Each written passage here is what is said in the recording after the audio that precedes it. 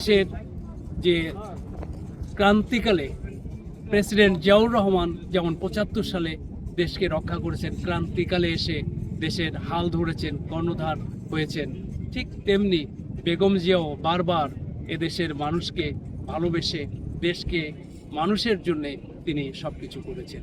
বেগম জিয়া আজ কোনো দলের নেত্রী নয়, উনি আপামর জনসাধারণের, এবং উনি বিশ্ব ইতিহাসে যে নেতৃত্ব আছে সেখানে উনি অবিস্মরণীয় থাকবেন। খালেদা জিয়া শুধু বাংলাদেশের নেত্রী না, পুরা বিশ্বের ভিতরে নারী নেতৃত্বের একটা আদর্শ মডেল উনি।